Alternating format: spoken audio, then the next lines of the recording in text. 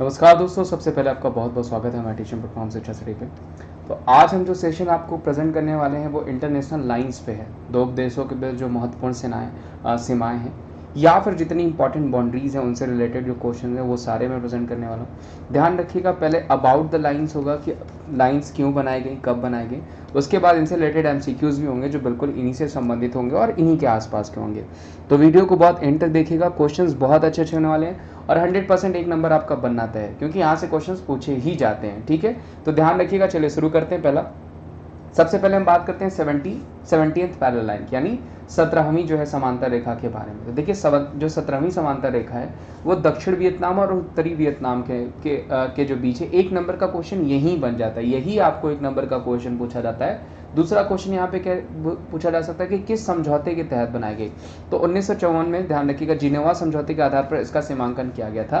भूमध्य रेखा से 17वां अक्षांश पूर्व उत्तर और दक्षिण वियतनाम को विभाजित करता है। ये इंपॉर्टेंट नहीं है लेकिन ये दोनों जरूर इंपॉर्टेंट है आपको कि दक्षिण वियतनाम और उत्तरी वियतनाम के बीच 70th पैरेलल लाइन है। ध्यान रखिएगा, पूछा जाता है। इसी तरह 10 डिग्री चैनल पूछा जाएगा तो वो अंडमान और निकोबार के बीच है, पूछा जाता है आपको। वेरी वेरी इंपॉर्टेंट एक नंबर का क्वेश्चन।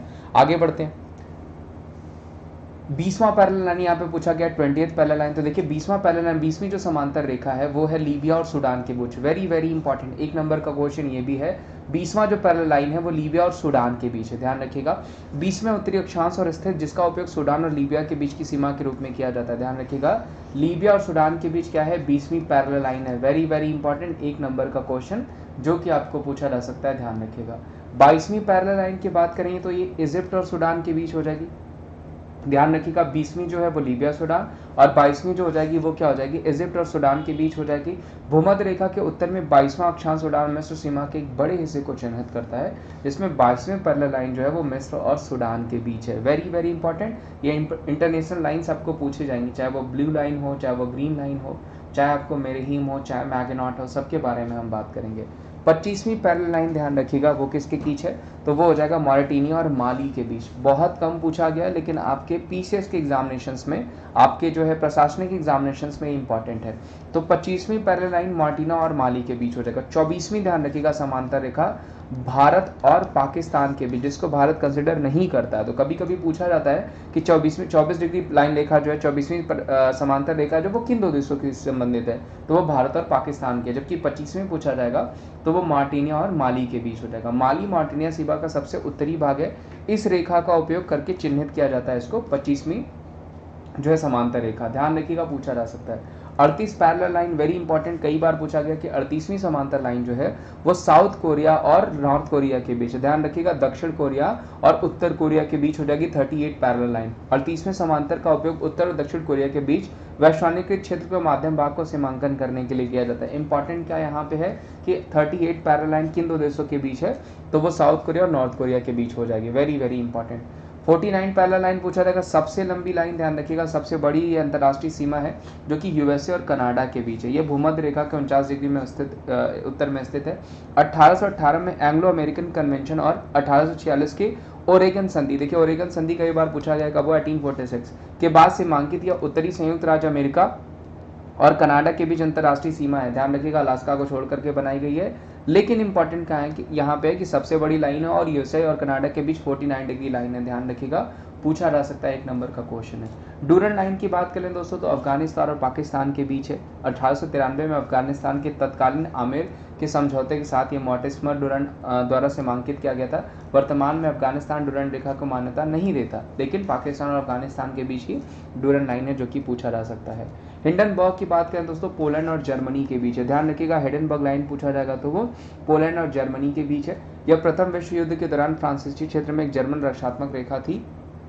1919 में वर्साय संधि के द्वारा इसे अप्रासंगिक बना दिया गया, यानी इररिलेवेंट बना दिया गया है। जबकि पूछा जाता है आपको हिंडनबर्ग लाइन किन दो देशों के बीच है, तो वो पोलैंड और जर्मनी के बीच हो जाएगी। हिंडनबर्ग पूछा जाता है, ध्यान रखिएगा।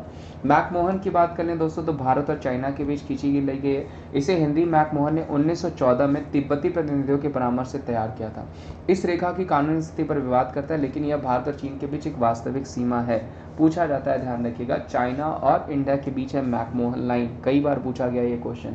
मैगेनॉट की बात कर लें या मैजिनॉट भी लिख करके आता है, तो वो जर्मनी और फ्रांस के बीच हो जाएगा। मैजिनॉट लाइन पूछा जाएगा तो वो जर्मनी और फ्रांस के बीच हो जाएगा, जो द्वितीय विश्व युद्ध से पहले जर्मनी की और फ्रांसीसी सीमा पर एक रक्षात्मक रेखा थी। द्वितीय विश्व युद्ध के फैलने के बाद जर्मनी और फ्रांस के द्वारा आक्रमण के बाद मैजिनॉट लाइन अप्रचलित कर दी गई, यानी इसको आउटब्रेक कर दिया गया, जो कि आपको पूछा जाता है। पूछा क्या जाएगा आपको बेसिकली कि मैग्नेट लाइन किन दो देशों के बीच है, तो वो जर्मनी और फ्रांस के बीच हो जाएगी मैग्नेट लाइन। मेरिहिम पूछा जाएगा, ध्यान रखिएगा रशिया और फिनलैंड के बीच है, फिनलैंड और रशिया के बीच मेरिहिम लाइन हो जाएगी।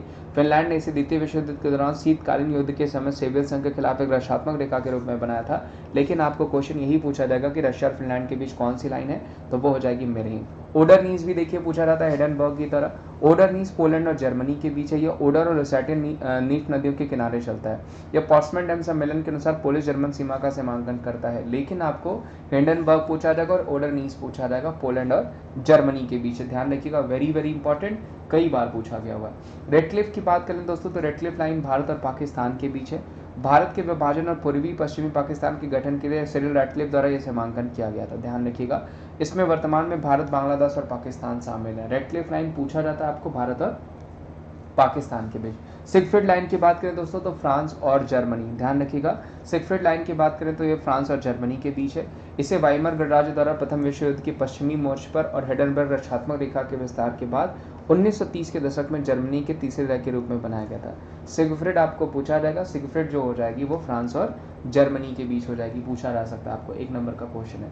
ब्लू लाइन देखिए वेरी वेरी इंपॉर्टेंट, लेबनान और इजराइल के बीच है, वेरी इंपॉर्टेंट, कई बार मैंने आपको पढ़ा रखा है। जून 2000 को संयुक्त राष्ट्र प्रकाशित लेबनान इजराइल के बीच एक सीमा का सीमांकन किया गया, निर्धारित करके प्रयोजनों के लिए एक इजराइल पूरी तरह से लेबनान से वापस ले लिया गया। तो लेबनान और इजराइल के बीच क्या हो जाएगा आपका ब्लू लाइन।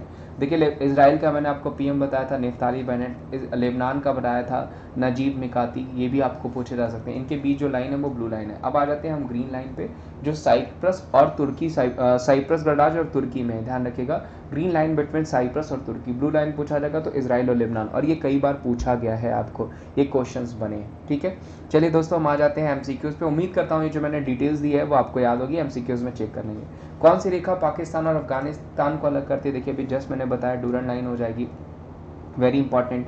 ठीक है, पूछा जाता है रेडक्लिफ पाकिस्तान और भारत, मैकमोहन मैंने बताया इंडिया और चाइना। इस क्वेश्चन का आंसर डूरन लाइन हो जाएगा। जर्मनी और पोलैंड के बीच कौन सी सीमा है, डूरन रेखा, ऑर्डरनीस है, मैकमोहन या फिर हिडेनबर्ग है। वेरी इजी, क्या हो जाएगा आपका ऑर्डरनीस लाइन जो हो जाएगी वो पोलैंड और जर्मनी के बीच है, पूछा गया क्वेश्चन है, एक नंबर का बनाया जाता है। कौन सा रेखा भारत और पाकिस्तान के बीच निर्धारित की जाती है, तो वो हो जाएगी रेडक्लिफ रेखा भारत और पाकिस्तान के 24 डिग्री पे पूछा जा सकता है आपको। एक सेकेंड, अगला क्वेश्चन ले लेते हैं। भारत और पाकिस्तान को सीमा रेखा निर्धारित करती रेडक्लिफ हो गया, वेरी इंपॉर्टेंट। देखिए यहाँ पे लाइन, अच्छा लाइन ऑफ कंट्रोल, कौन सी रेखा भारत और पाकिस्तान, अच्छा सीमा देखिए पूछा गया, वेरी इंपॉर्टेंट। यहाँ पे लाइन नहीं पूछा है, सीमा पूछा गया। लाइन ऑफ कंट्रोल बिल्कुल सही है, एलओसी बिल्कुल सही है। कौन सी रेखा बेशिया और हर्जन गोविना को दो संस्थाओं में विभाजित करती है, डूरन या फिर इंटरनेटी बॉर्डर लाइन, मैकमोहन या हिडेनबर्ग। देखिए ऑटोमेटिक आप एलिमिनेट करके कर लेंगे। इंटर एंटिटी बॉर्डर लाइन जो होती है वो बेशिया और हर्जगोविना को दो संस्थाओं में विभाजित करती है।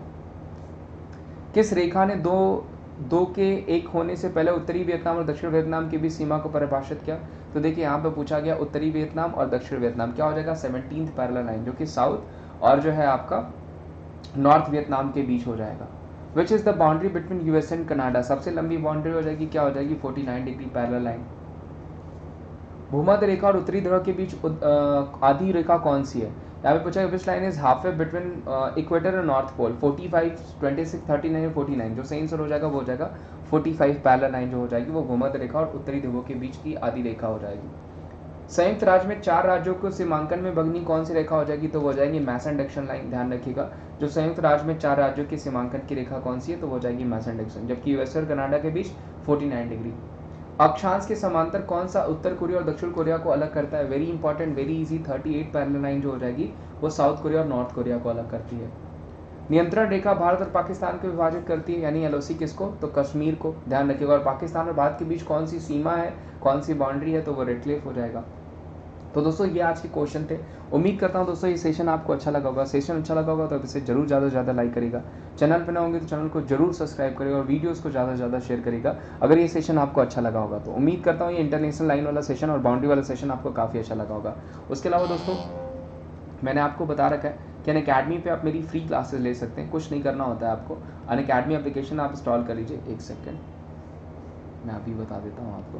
प्ले स्टोर से क्या करना होगा, आपको अनअकैडमी एप्लीकेशन इंस्टॉल करना पड़ेगा, जो कि बिल्कुल फ्री है। प्ले स्टोर पर जाकर के इंस्टॉल कर लीजिए, वहाँ पे अनलॉक कोड मांगेगा, तो ये स्क्रीन पे आपको wimrace@14 कोड दिख रहा होगा। इसको आप अप्लाई करेंगे तो अनलॉक हो जाएगा, जहाँ पे मेरी फ्री क्लासेस चलती हैं, जहाँ पे आप फ़ायदा उठा सकते हैं, उन फ्री क्लासेस का फ़ायदा उठा सकते हैं। बिल्कुल एप्लीकेशन ज्वाइन करके रोज़ रात को 10:30 बजे मेरी फ्री क्लासेस चलती हैं वहाँ पे, और इसमें बहुत सारे एजुकेटर्स मिल जाते हैं जिनकी फ्री क्लासेस इन फ्यूचर अगर आपको पेड क्लासेस की जरूरत है तो पेड क्लासेस भी ज्वाइन कर सकते हैं आप। उद्देश्य बैच हो गया, एम बैच हो गया, प्रैक्टिस बैच हो गया, लक्ष्य बैच हो गया, सफलता बैच हो गया, इन बैच कोर्सेज को आप जरूर ज्वाइन कर सकते हैं और इनका फ़ायदा उठा सकते हैं। प्लस सब्सक्रिप्शन से आपको डाउटिंग सेशंस भी मिल जाते हैं, जहाँ पर आप अपने डाउट्स पूछ सकते हैं, रिटन में पूछ सकते हैं, डाउट बॉक्स में पूछ सकते हैं, लाइव क्लास में पूछ सकते हैं, ऑफलाइन क्लासेस में पूछ सकते हैं, यानी कैसे भी आप पूछ सकते हैं और हैंड रेज करके आप अपने डाउट्स को पूछ सकते हैं। प्लस आइकॉनिक सब्सक्रिप्शन, अगर आपको लगता है कि सब्सक्रिप्शन में आपको 1-to-1 एजुकेटर चाहिए और कुछ अदर फैसिलिटीज चाहिए तो आप आइकॉनिक ले लीजिए। कोड सेम हो जाएगा आपका wimrace@14, और प्लस में